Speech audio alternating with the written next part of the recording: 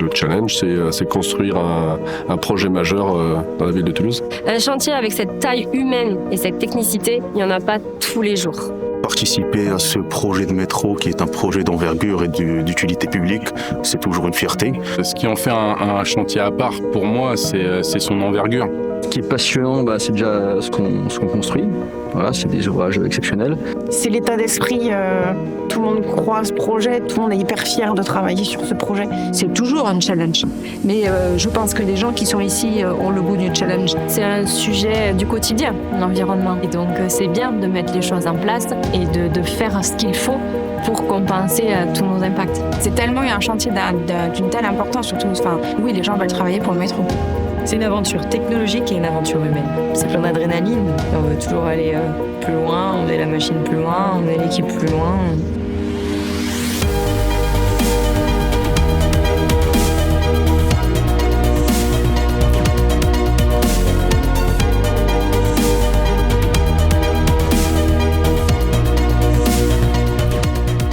Je suis Stéphane Stanner, je suis le directeur de projet du lot 3 au métro Toulouse. Je coordonne l'ensemble de l'équipe. Le lot 3, c'est le lot le plus compliqué de la ligne IEC parce qu'on est en plein centre-ville avec des gares très profondes. Le plus grand défi, je dirais, c'est de faire travailler tout le monde ensemble. C'est un projet très technique avec beaucoup de défis géologiques, de matériel, avec des moyens conséquents. On a atteint les objectifs qu'on avait et on va faire mieux en 2025.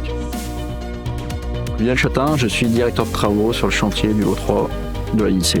Je chapeaute la partie génie civil et la partie tunnel. En janvier 2022, on a commencé l'appel d'offres, donc on a répondu au lot 3. C'était intéressant dès l'appel d'offres de pouvoir échanger avec le client. Et c'était aussi intéressant pour le client de pouvoir échanger avec les gens qui allaient faire le chantier. L'appel d'offres a duré 1 an. Et après, une fois qu'on a eu décroché le chantier, on a enchaîné dès janvier 2023 avec les travaux préparatoires et puis la préparation du chantier. Le lot 3 de la ligne du métro C consiste à creuser 3 km 850 de tunnel, donc de la station Rénal jusqu'au puits Saint-Sauveur. 4 gares et avec des ouvrages annexes interconnectés avec la ligne A pour Matagno et la ligne B pour Verdier. Ce qui est passionnant, c'est déjà ce qu'on construit. Pour moi, le souvenir 2024, on va dire, c'est le baptême du tunnelier. C'est un événement qui a rassemblé les équipes de souterrain, les équipes de GC. C'était un point d'étape important. Là, on a encore 2 grosses années. Donc une année 2025, on va dire, où on va pouvoir lancer la machine pleinement et puis atteindre la cadence de croisière. Donc c'est une année tunnelée, on va dire, avec l'arrivée dans la station Bonnefoy à partir de fin mars, l'arrivée dans la station Matabio en juillet et l'arrivée dans la station Vernier en décembre. Donc ça donne les 3 grandes étapes de 2025. S'il y a un point sensible pour 2025, on va dire les 200 mètres de tous les risques, c'est vraiment la sortie de Matabio, puisqu'on redémarre donc assez profond, immédiatement sous les voies SNCF. En même temps, lorsqu'on est sous les voies SNCF, on passe sous le cadre de la ligne A, avec une couverture assez limitée, de l'ordre de 6 à 7 mètres. Et à la sortie de ce tronçon-là, on arrive sous le canal, puis sous un bâtiment R+13. Donc voilà, le mois d'août et début septembre s'annonce intense par rapport à ça. Mais je suis confiant pour relever tous ces défis, avec l'équipe qui est en place.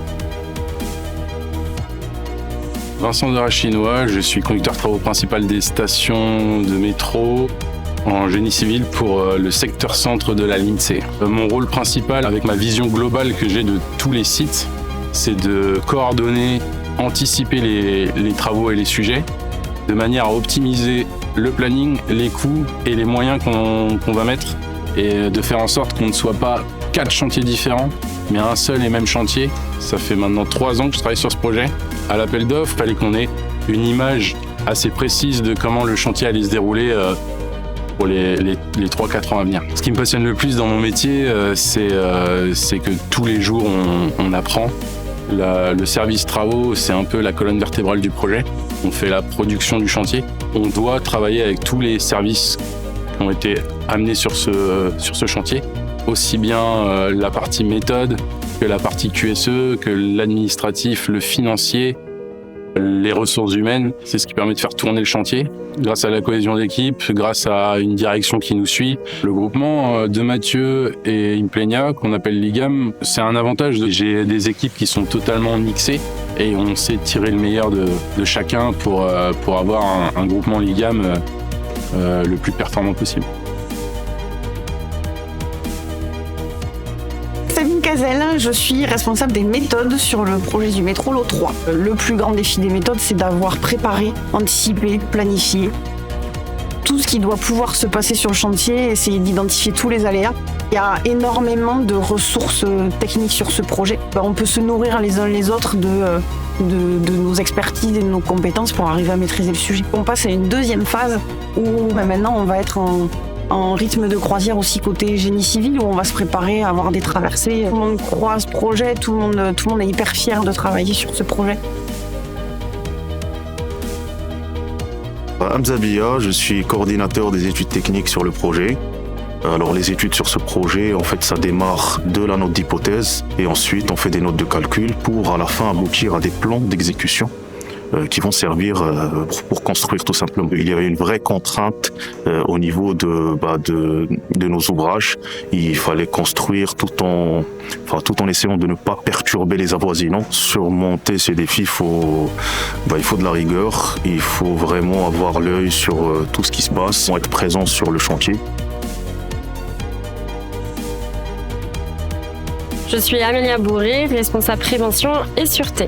On est un service où on est au cœur de l'action, mais également de la communication interservice. C'est un accompagnement terrain, c'est leur donner des objectifs à tous, c'est d'anticiper tous les travaux pour éviter de faire réellement de la sécurité. On a quand même une entreprise aujourd'hui qui valorise que la sécurité, c'est la base de tout, et que de toute façon, un chantier ne se fait pas s'il n'y a pas de sécurité. Je m'appelle Anaïs et je m'occupe de la gestion de l'environnement et des déblais sur le chantier. Alors mon rôle sur un projet comme ça, c'est vraiment de limiter l'impact que nos constructions ont. Je pense que le mot, c'est vraiment réduire nos impacts environnementaux. Essayer de consommer moins d'eau, de consommer moins de déchets ou les recycler au plus juste. Il y a le bruit à surveiller, il y a la faune et la flore, il y a la gestion des déblais aussi qui fait partie, donc c'est toute la terre qu'on enlève du terrain pour faire les futures stations. On va réutiliser certains horizons, donc c'est ce qu'on appelle de la valorisation de matière, donc ça on réutilise parce que même si on est sous terre, le tunnelier a besoin de beaucoup d'eau pour fonctionner. C'est une eau aussi qu'on recycle. Ça demande d'être assez assidu sur toute la réglementation. Maintenant, l'environnement, ça prend vraiment une part importante dans nos sociétés. C'est à cœur de nos entreprises respectives. C'est par là qu'on arrive à faire les choses et c'est ce que j'aime.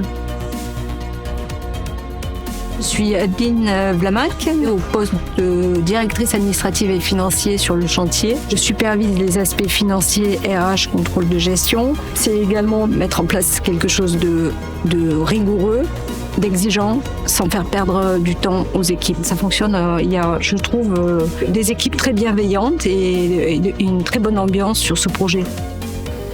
Je m'appelle Géraldine Sama et je suis la responsable ressources humaines du chantier. On doit s'adapter à 2 entreprises différentes qui travaillent ensemble et conjointement. Donc mon rôle essentiel, c'est de m'assurer que les 2 politiques RH des associés soient bien déversées sur le chantier et à la fois d'assurer une équité entre tous les collaborateurs. Ma principale mission, c'est d'être en relation permanente avec toutes les entreprises de travail temporaire et de trouver les bons profils et de les intégrer au chantier. Sur la partie des aires d'insertion, là je travaille avec Whitney, qui est la chargée de communication et chargée de l'insertion sur le projet. Je pense que c'est très attractif. Beaucoup de personnes veulent travailler sur le métro.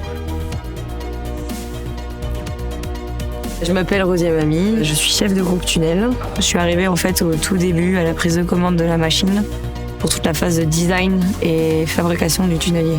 Donc je me suis occupée de toute cette partie-là, de s'assurer que le tunnelier du coup soit adapté à ce qu'on a à faire et aussi conçu par des opérationnels pour des opérationnels. C'est du coup de la vigilance et de la lecture de la machine, s'assurer du coup qu'on l'exploite le plus sainement possible, à la fois par rapport à la machine et à la fois par rapport au terrain. On a toujours mis en premier plan du coup l'ergonomie, le confort du poste de travail, d'avoir une machine qui soit vraiment du coup aérée et agréable à être dessus et agréable à travailler. Elle est conçue pour pouvoir un peu traverser tous les types de terrains un peu particuliers qu'on pourrait avoir. Cette machine, donc la 1386, elle a passé un cap aussi en technologie. C'est un milieu en fait où on apprend sur le terrain et en faisant ses preuves sur le terrain, on arrive du coup à avoir totalement sa place. C'est une équipe de tunnels. Et aujourd'hui, chez nous, dans toutes nos équipes de tunneliers, on a des femmes. Et ça, je crois qu'on est je sais qu'on est les seuls. L'année 2025, c'est ça y est, on aboutit, on concrétise et on va chercher réellement ce qu'on voulait avec cette machine. Après 2 ans de travaux, on va dire que la photo elle ressemble quand même vachement à ce qu'on avait prévu. Donc c'est quand même pas trop mal. On tient les objectifs qu'on s'était fixés. On s'améliore bien sûr par rapport à ce qu'on avait prévu sur l'année 2022 lors de l'appel d'offres. Là, maintenant, on va vivre une traversée de stations. Et ben, faut que tout soit prêt. Au niveau de challenge, on va monter aussi en effectif parce que pour faire toute la partie génie civil, on va mettre encore plus de moyens humains. 2025, c'est faire fonctionner le tunnelier à plein régime et traverser les 3 stations, Bonnefoy, Matabio et François Verdier, dans de bonnes conditions.